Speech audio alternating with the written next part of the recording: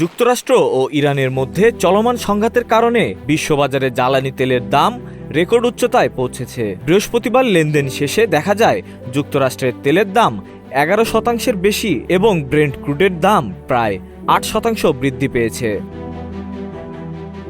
The guardian জানায়, president Donald Trump গত বুধবার ইরানে হামলা অব্যাহত রাখার ঘোষণা দেওয়ার পর থেকেই তেলের বাজারে অস্থিরতা শুরু হয়। ব্যবসায়ীরা আশঙ্কা করছেন, এই যুদ্ধের ফলে মধ্যপ্রাচ্য থেকে তেল সরবরাহ ব্যবস্থা দীর্ঘমেয়াদী সংকটের মুখে পড়তে পারে।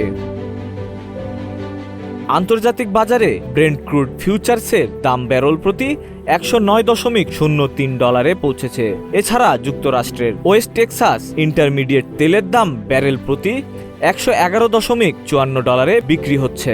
এটি 2020 সালের পর থেকে তেলের সবচেয়ে বড় একক বৃদ্ধি হিসেবে বিবেচিত হচ্ছে। যদি সংঘাতের শুরুর দিকের সর্বোচ্চ পর্যায়ে ব্যারেল প্রতি তেল $120 বিক্রি হয়েছে, যদিও সংঘাতের শুরুর দিকের সর্বোচ্চ পর্যায়ে ব্যারেল প্রতি তেল $120 বিক্রি হয়েছে, তার তুলনায় বর্তমান দাম কিছুটা কম। তবু বাজার বিশ্লেষকরা সতর্ক করছেন, যুদ্ধ দীর্ঘস্থায়ী হলে জ্বালানি তেলের দাম আরও বাড়তে পারে। এর প্রভাব পড়বে বৈশ্বিক অর্থনীতি এবং শক্তি খাতে। Text report, news flash 71।